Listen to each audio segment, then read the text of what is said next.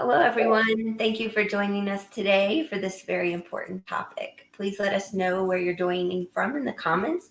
We are going live from StreamYard, so you can, I'll put a link in the chat in a second where you can give permission to put comments in StreamYard and show up on Facebook. So my name is Dina Mitchell, and I'm the founder and executive director of the Realize Foundation. And our mission is to reduce suicide statistics across humanity.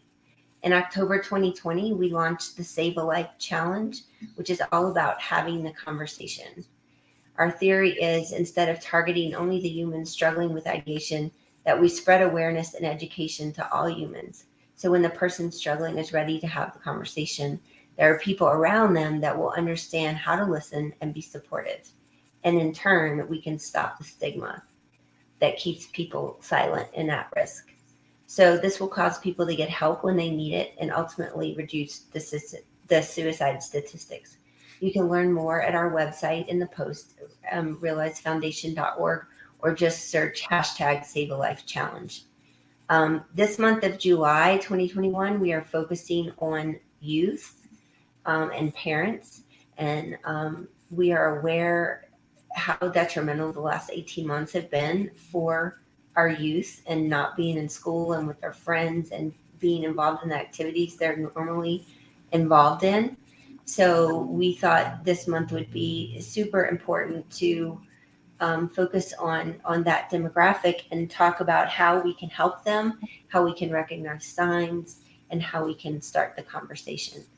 So today I am talking with Darryl Rodgers, and I'm going to let him share his story with you, and then we're going to have some questions and conversation afterwards. So thank you, Darryl, for being here, and please introduce yourself and let everyone hear your story. Thank you, Dana. I really appreciate the opportunity to share this story today with your audience, and also maybe there's some really good things I think that people can take away from the story. There's so many different life lessons in the story. As you can see behind me, there's some football memorabilia. And so I raised two boys that both were high school athletes, track and football. One's in college now, still participating in football and track, both Eagle Scouts. And this story starts out with a football story, and I hope there's some football fans in the crowd. If you're not a football fan, hang in there because it's an interesting story either way, and we'll get past that part and get into other parts of the story that'll be really interesting, some twists and turns that are unexpected. So October the 15th, 2011, I was attending a high school football game in Virginia. It was a beautiful day for football, not a cloud in the sky, a perfectly manicured field, a little mountain range in the backdrop. And the stands were packed full of fans because the home team was celebrating their homecoming. Well, my son Chase was the starting cornerback on the visiting team.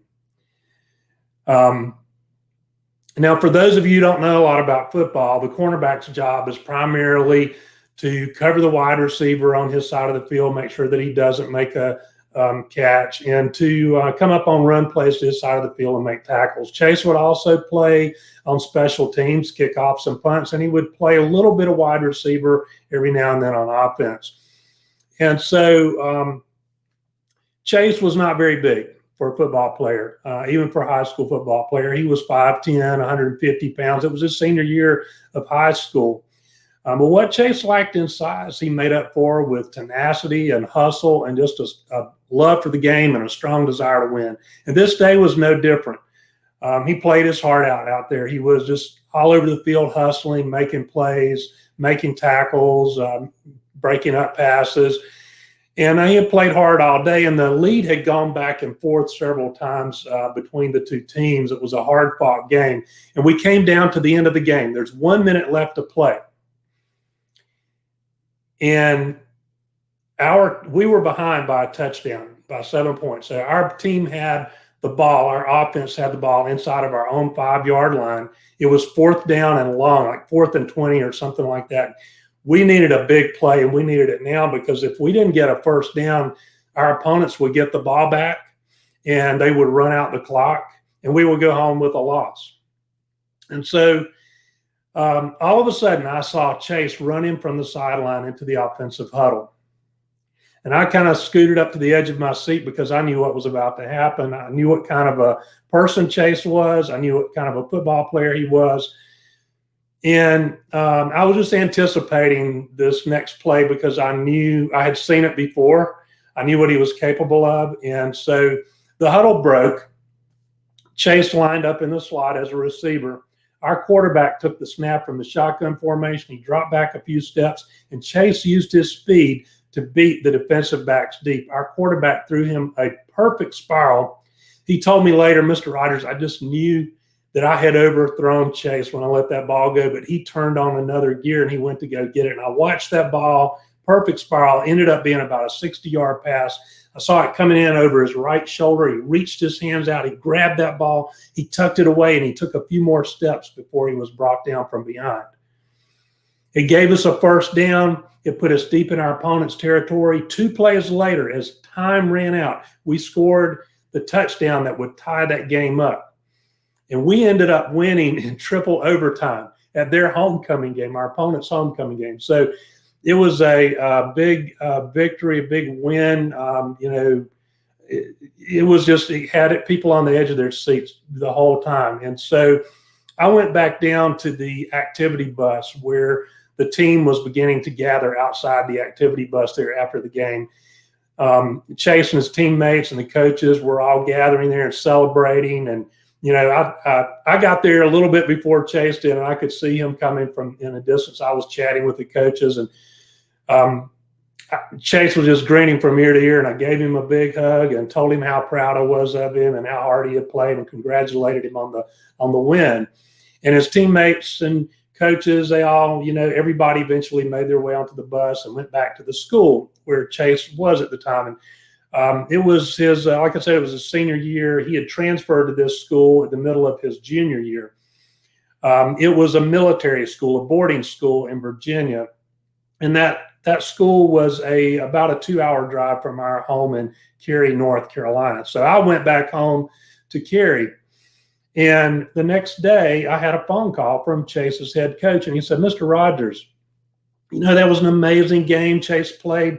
I couldn't ask for anything more from any of my players. He just gave me everything he had all day long, played his heart out. And then when we needed him the most, he came in there and he made that catch at the end to put us in a position to be able to win the game. But there's one more thing I need to tell you. He said, Chase broke his foot in the first quarter of the game and didn't tell anybody. He had played the entire game on a broken foot.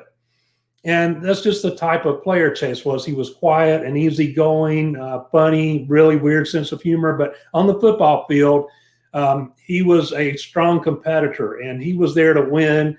And he loved the game. He just was going to give everything he had every time he was on the field. And he was also a team player.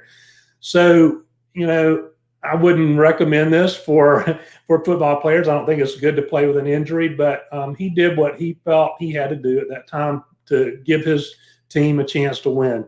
And so he was out the rest of the season with a broken foot. He was on crutches. He only played 6 games his senior year. But despite that, he made first team all-conference and honorable mention all-state. And there were a few college football scouts who were interested in Chase. One school offered him some scholarship money to come to school there and play football for them. And he accepted that offer. He went off to college. And unfortunately, it wasn't long after Chase arrived in college that he began to associate with people who were abusing drugs and alcohol. Now, pretty soon, Chase was abusing drugs and alcohol. We tend to become a lot like the people we associate with. Early on in the second semester of his freshman year, Chase had dropped out of college. He came back home.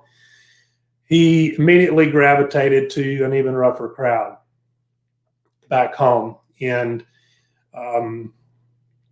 he just he wouldn't follow the house rules. My wife and I, we had some basic, simple rules that, hey, you know, if you're going to be gone overnight, you have to communicate with us somehow. You have to let us know, give us some idea of where you are, when to expect you back, and that sort of thing. But he would be gone sometimes for days at a time and not communicate with us. And we would try to call and try to text, and he wouldn't respond. He wasn't looking for work. He wasn't, you know, thinking about going. I encouraged him to go to a community college or to do something, you know, to improve his situation. But he wasn't really trying to do anything. And so one day he was gone for about 3 days. He showed up at the front door, and I wouldn't let him in. And it was a really difficult thing to do. It was heartbreaking to watch him right away with one of his friends in the car, not knowing if I would ever see him again or not.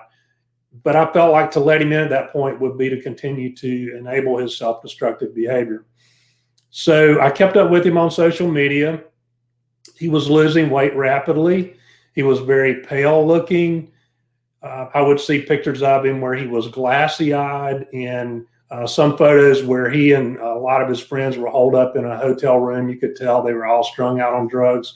I became alarmed as a parent, just afraid that I was going to lose my son. And so we had an intervention for Chase in our home. And through that intervention, we were able to get Chase into treatment in South Florida. He was in treatment for about 30 days. And after treatment, he went to a halfway house. He bounced around to several different halfway houses there in South Florida and ended up spending a total of about 9 months in Florida. He came back home and he was doing a lot better. I felt like I had the old Chase back. His good friends, the friends that weren't abusing drugs and that were a good influence, they felt the same way. They didn't know who that other person was, you know, when he was on drugs. And so he came back home, and like I said, he got a job. He was going to IOP, intensive outpatient care, 2 nights a week. It's kind of like group therapy. And, you know, his behavior was, like I said, more like the old Chase. Our relationship was better, and everything was headed in a good direction, it seemed. But as the months went by, he began to relapse. And at the time, I didn't know anything about addiction, really, and I didn't know exactly what was happening, but I suspected that he was moving towards drug use again. And one day he came to me and he said, "Dad, you know, I'm headed in a bad direction again." I said, "I know, Chase." And he said, I'm hanging around a rough crowd. I don't know how to get away from these people. They're a bad influence. I know I need to get away from them, but I just don't know how except to move away." And he told me that he had taken a job transfer to Florida, back to the area where he had been in treatment. He told me when he was planning to leave. I told my wife, Kim.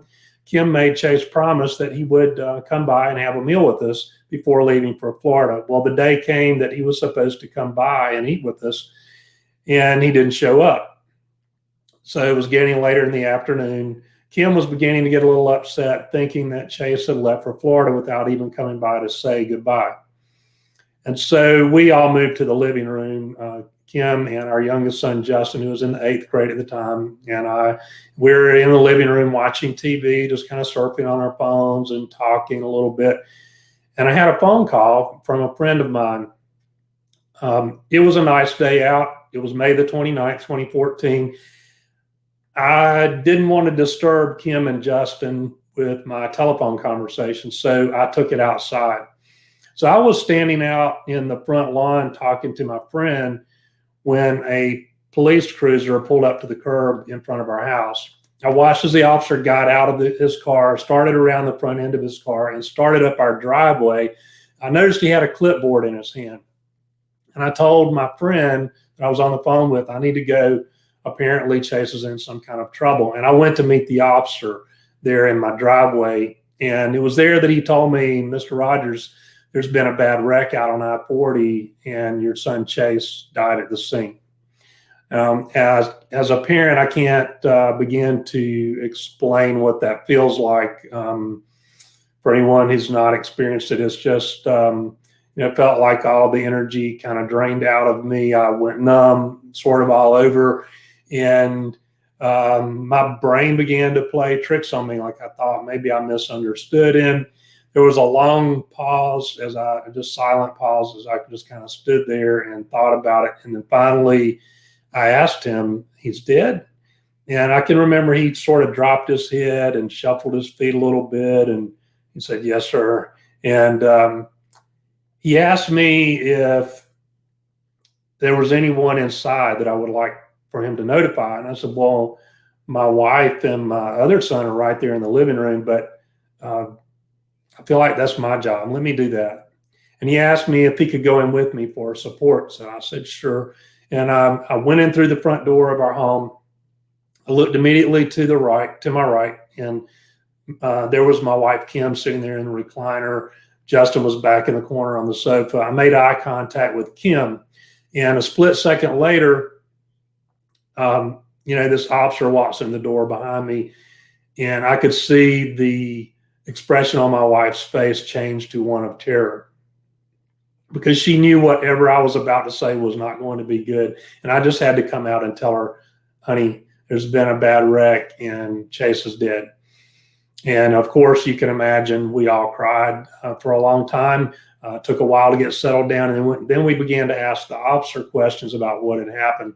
He didn't have a lot of answers that day, but as the weeks went on, we began to get a few more answers. It turns out that, the rumor was that Chase and some of his friends there was a big going away party the night before, and they had all consumed drugs and alcohol at the party and woke up late the next morning feeling hungover. And then this next part, I can confirm, they decided to go to the park. This was in the police report. They decided to go to a park near our home and smoke marijuana. Reportedly, they felt like smoking the marijuana would help with their nausea from the drugs and alcohol. And so they all smoked marijuana together there in the park. Chase gave his car keys to this young woman, 18 years old. It's a girl that's a very pretty girl, a girl that he had dated at one time. They broke up, so we were kind of surprised they were together, but he let her drive his car. He got in the front passenger seat of his own car, and another young man got in the back seat. They left Cary.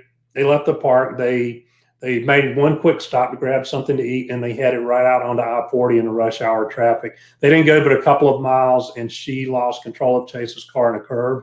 The car spun out of control, left the road, struck a tree. By the time they hit the tree, they were running about 60 miles an hour on impact. And it wrapped around the tree. It kind of flipped up on its side, and although it hit the initial impact on the tree was on the opposite side of the car from where Chase was sitting. When the car rolled up, the tree just sort of came across his seat right where he was sitting, and it was a head trauma that killed him. He died at the scene, we think probably on impact or shortly thereafter. It took firefighters about an hour to get all three of the victims out of the vehicle. They had to be cut out. Once they got the three of them out, they transported the two survivors to the hospital right away with serious injuries. And over the next several weeks, they would recover from their injuries to the extent that they could come home to continue their recovery at home. However, 7 months after the wreck, and just a few weeks prior to what would have been her first court appearance, the young girl the 18-year-old that had been driving Chase's car that day died after a fire broke out in her apartment. And the fire chief says that based on their investigation, his department's investigation, they believe that she poured gasoline all over the floor of her apartment, stood in the middle of it, and ignited it. There were 2 suicide notes that they found that sort of, confirmed what they thought had happened. And, it's just, then we ended up attending another funeral, and it was sort of like, the grieving all over again, even though, yes, this was a girl that drove, it at one time had been my father's car, into this tree and killed Chase. It was, I'm sure that it was not intentional, but she was, I feel like under the influence I think it's pretty obvious because they had just used the marijuana. But there's just so many things, so many lessons, like I said, that can come out of this story. It's tragic, but that's the story in a nutshell. Thank you, Darryl. And I always get emotional when you tell your story, and I'm so sorry for your loss and your family. But I think that there's so many, like you said, there's so many lessons here for teens and parents. And, even though we're here to really talk about suicide prevention, I think there's so many things that can lead to that, and so many signs that we can acknowledge and address before it gets that far. And I think your story has so many of those things in it, with from being a star football player and getting injured, which ruined your senior year, and how do you cope with that, to somebody who is responsible for someone's life that couldn't cope with that in some way. And I don't know a lot about her, so I don't really know the details, but I just wonder if you might give some lessons learned to parents listening to this that maybe could help them understand how to approach their child if they're dealing with drugs or alcohol, or hanging with a crowd that is getting them into something they've never been involved in before. Yeah, so before I start to tackle that, let me just mention that I wrote a book about Chase, and then I started doing prevention speaking. And while I was doing prevention speaking, at least in the early stages, I was still learning about addiction. It's just a very complex issue in so many different angles. And as I went along, I began to, for the past 3 years, I've been facilitating a peer support group for parents. It's a free group. It's called PAL. They have chapters all over. And right now, some of us are beginning to migrate back to in-person meetings, but there's still Zoom meetings out there. So you can look for a PAL group in your area. PAL is Parents of Addicted Loved Ones. Like I said, it's a completely volunteer thing that I do with them. It's a nonprofit, and it's a great resource for parents who are already dealing with a kid who is addicted, whether they're in the earliest stages and they realize they have a problem, or it's further on. But you need that peer support, and you learn so much from each other, and then there are lessons that they bring in there. But in the course of doing that and just talking to other parents who've heard my story and reached out to me, I've learned a lot, and I still have a lot more to learn. I'm still studying on it every day. But the driver, you kind of mentioned that about talking about the suicide piece of the story. Her mother had shared with me that she had struggled some with mental illness, and so it's not uncommon for there to be mental illness. It's certainly not in every case, but in quite a few cases, there's some mental illness associated with the substance abuse. And sometimes it's difficult to know. Most of the time, it's difficult to know which came first. Was it the substance abuse that led to the mental illness, or was there an underlying mental illness that led to the substance abuse? But quite often, I hear, when I talk to parents, I hear about their child being depressed, and so maybe they're on medication to deal with that. The hard part of that is if they've started self-medicating with the street drugs, then those drugs can interfere, with what the medication should be doing to help them. But that's just that when you have both, when you have these co-occurring situations like this with the drug abuse and the mental illness, it can be very difficult to diagnose and to treat from what I'm learning. So I don't know if that answered your question or not. I think there was a little bit more to your question I didn't quite cover, but That's okay. I think it's you know, some people watching may know my story, but there was definitely alcohol involved in my story, and a failed attempt, because someone came home and found me, thank goodness. So I am still here. But I think that it is, I think in my case, and in probably many cases, is that people use drugs or alcohol to ease pain of depression or anxiety or PTSD or other mental health issues. And like you said, it's hard to know what comes first. And the other thing I've been reading a lot about lately is sleep, and how sleep is so tied to depression, specifically, and how, lack of sleep can cause it, or depression can cause lack of sleep. And so it's kind of like the chicken and the egg, like you don't know which one is causing the other. So I think it's really important that we notice, when something's changing with our kids, whether it's just changing, like something's changing in their friend circle, in their school or athletic situation, or if it's, maybe they're not sleeping, or they're staying up all night playing a video game because it's COVID and they don't have to go to school. And then that prolonged lack of sleep, can turn into other things. And so I think it's really just about being aware of all of those things, and then how to have a conversation about them, how to get them to talk to you. And I know my mom has told me many times that when I was younger, I just didn't talk about things, and she would try to get me to, and I wouldn't.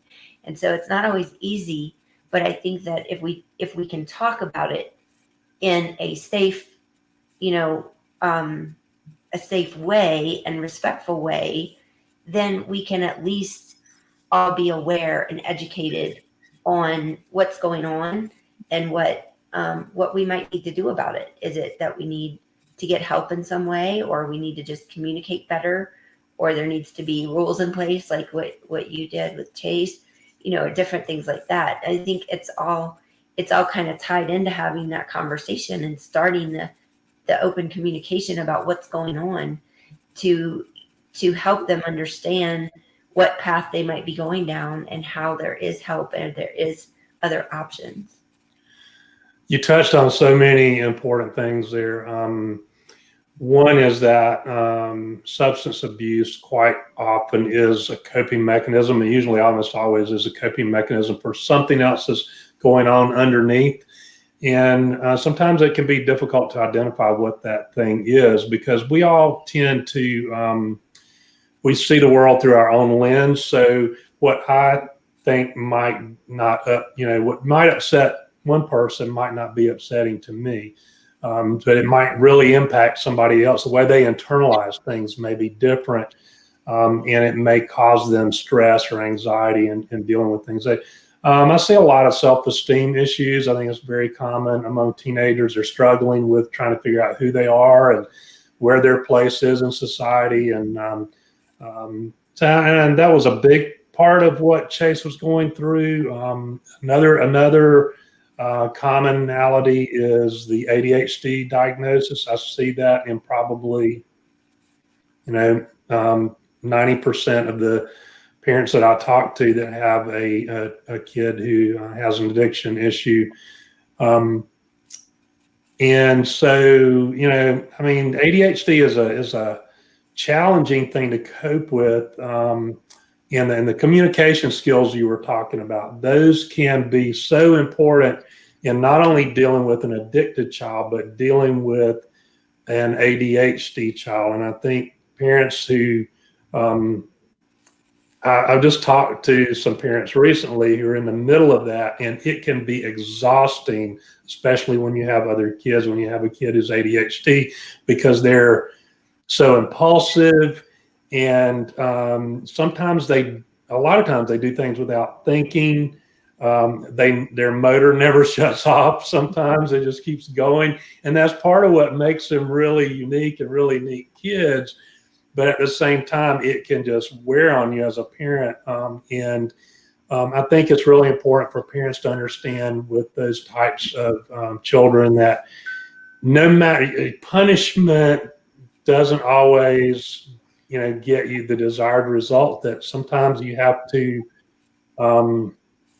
try to get really creative in how to the child to understand, and then some things you just have to kind of let go, depending on the nature of it. But yeah, communication is absolutely key, and there's all types of communication, right? There's the verbal and the nonverbal, and how you approach someone who's struggling with addiction is so important, because you can beg them, you can yell at them, you can use all these types of really manipulation techniques, which we all tend to default to.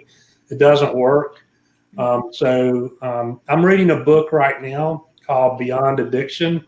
I'm not endorsing it. I'm not endorsing their methods. I'm just saying that there are a lot of good things, I believe, in that book that you can pull out no matter where you are in the process, that can help you with your communication skills with your child, and particularly if you have an addicted child.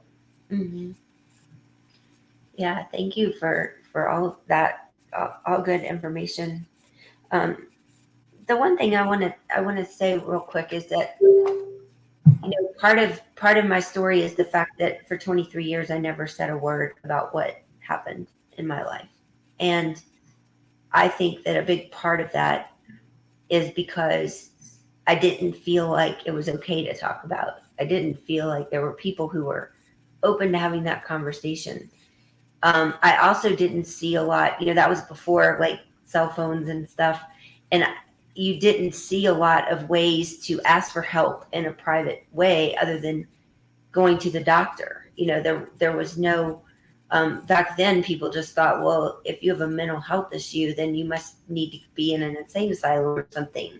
And it's like, that's not true. Right. So many people that still see it that way because they don't understand what it feels like to be depressed or to be anxious or have ADHD or PTSD or any of the others. It's the whole purpose of us having these conversations is for people to understand through stories what people are going through, so they can have a little more empathy, that mental health is not just somebody being crazy. Like, it is really something wrong in our brain, and it makes us do weird things and sometimes bad things, and it makes us not think we matter. And so the whole point of us having these conversations and telling stories is to make people more comfortable about talking about it and how to approach their loved one in a way that is, non-threatening. Because if it's threatening in any way or accusatory, they're going to run the other way and do more bad things. If we can make them feel like they're safe and we care and we just want to understand that, that doesn't mean it's going to fix every problem, but it means that you might be able to have a conversation that will get to some things that could fix the problem. So that is my whole mission with all of these conversations. And I hope that, there's so many avenues people can take to get to a bad place, whether it's drugs or alcohol or just social anxiety or social media or, abuse, people who have suffered abuse and they're ashamed to talk about it. So all of those things matter, and every person matters. And if you are a teen that is struggling with any of that, you need to find somebody that you can talk to. And it may or may not be your parents. It might be, sending me an email through our website. I don't know. Whatever it is, you need to find someone that you can talk to that can help you see that you matter, and these drugs or whatever it is in your life that's bad influence is not reality. It doesn't have to be reality forever. It's just situation at the time, and it can change. I think that's so important, to reduce the stigma to the extent that we can, so that people will, feel comfortable about reaching out and talking to other people, when it comes to the mental health issues, and also when it comes to the substance abuse issues or anything else that's maybe causing, the substance abuse, or the underlying issues like you brought up, whether it's abuse of some type or, any number of things. Sometimes kids have a really tough time with parents going through a separation, or it could just be, like I said, a number of things. And I think on the other side of the equation is the parents. I think the parents a lot of times are very, they have a lot of shame involved with when, oh, my child's addicted. I don't want anybody to know my child has a drug problem. I don't want anybody to know my child has a mental health problem. But you need to find somebody to talk to, whether it's a therapist, finding a good therapist that fits your needs, or finding a support group somewhere. But you need to find somebody to talk to, because there is power in talking about it and getting it out. When you bottle all of that up inside, it's just it's not healthy. Yeah, it's true. Well, I think, would you, Darryl, tell everybody how to find you if there's parents out there who have children that are dealing with addiction, and maybe they can follow you or connect with you somehow? You can go to my website. It's renewedhopecoach.com. And so I started a coaching business. It's called Family Recovery Coaching. And what family recovery coaching is, just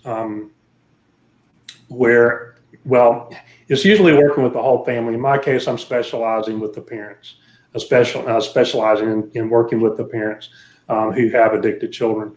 And, some of the issues that parents have are, once they have a child who's addicted, there's a lot of times there's codependency issues.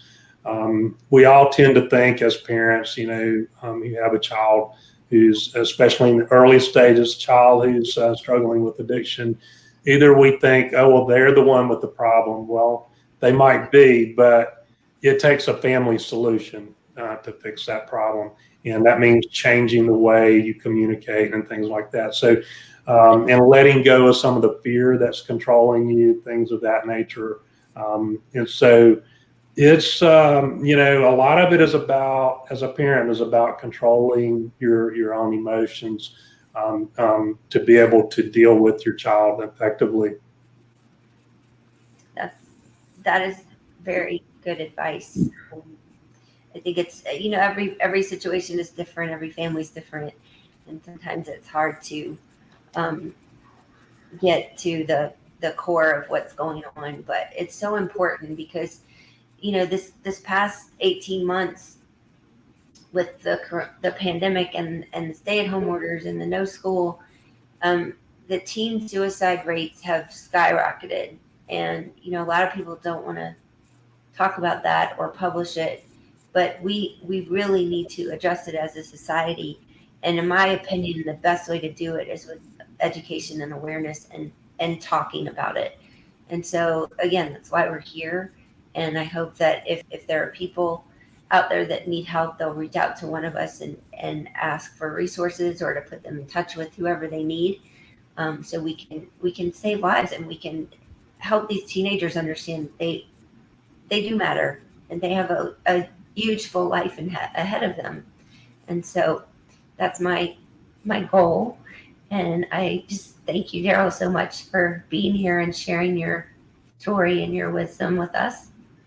And yeah, absolutely. I appreciate, and like I said, I appreciate the opportunity. And I've always enjoyed working with young people. I ran a camp for 5 years for boys ages 8 to 15. And so it's always been part of one of the things that I get passionate about is, trying to give them the information they need to be successful in life. And,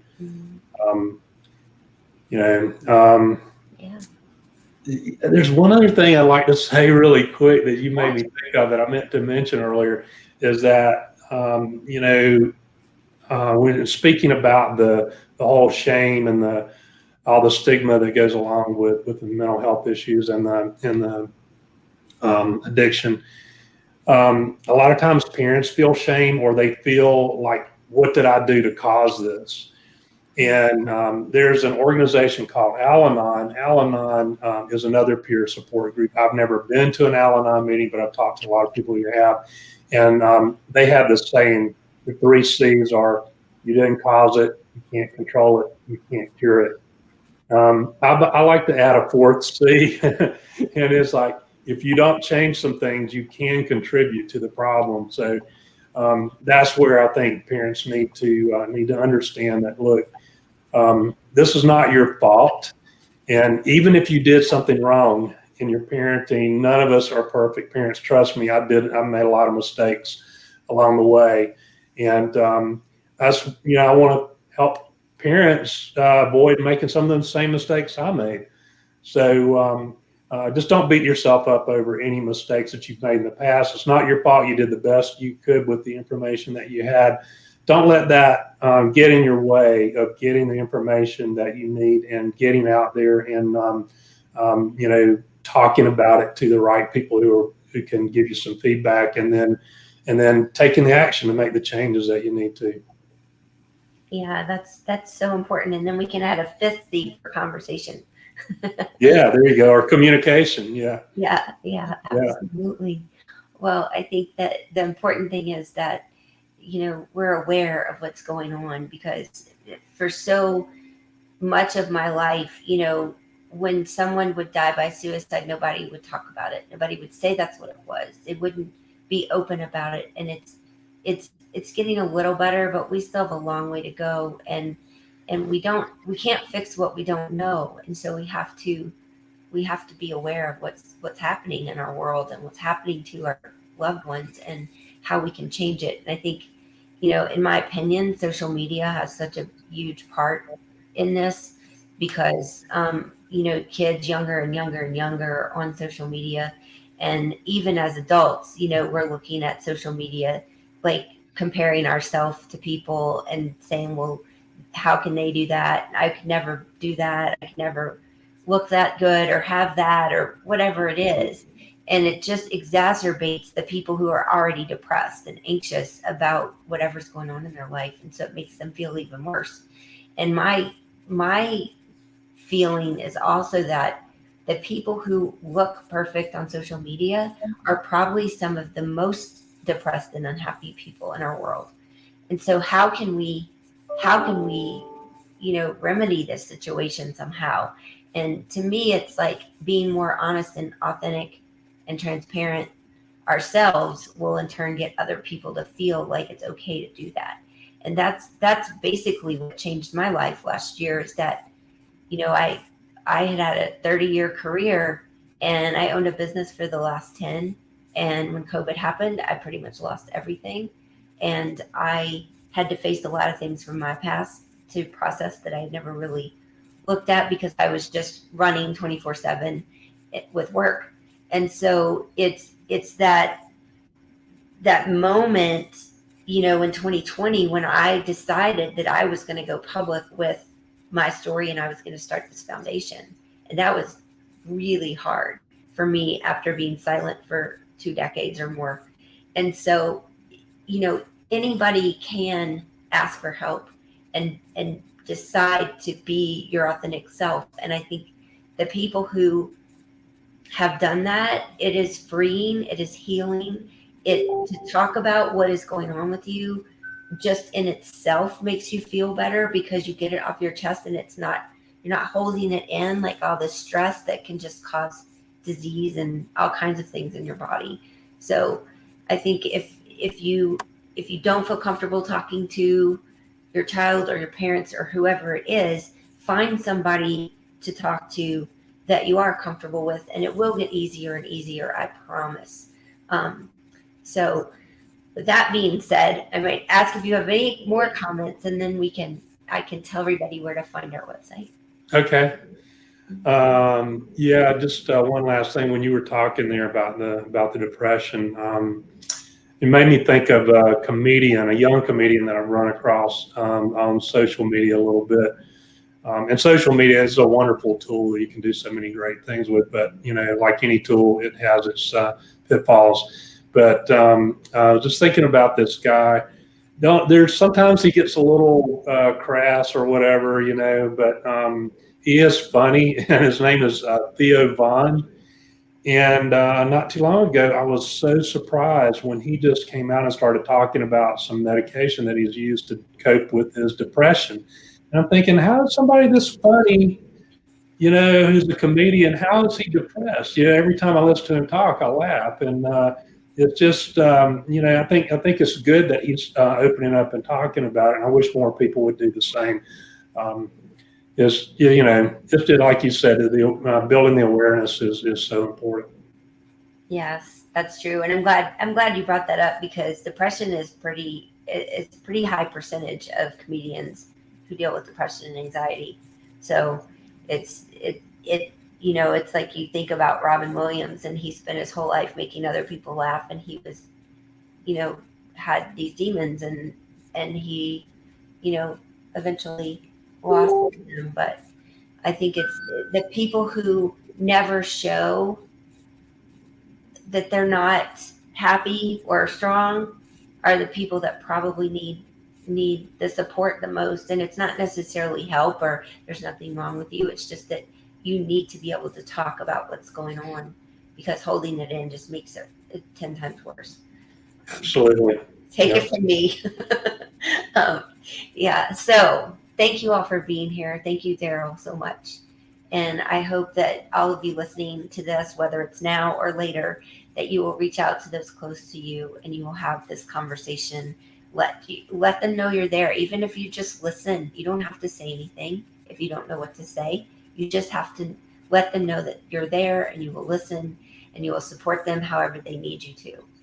So with that said, we'd love for you to follow our page and listen to more live conversations. We usually go live every Wednesday, and we have a different topic each month. So this month we're talking about youth and parents. And in August, we will be talking about lost survivors, so people who have lost someone close to them by suicide. So you can find our website at realizefoundation.org, or again, you could just Google #SaveALifeChallenge. I hope you will subscribe and donate if you are able.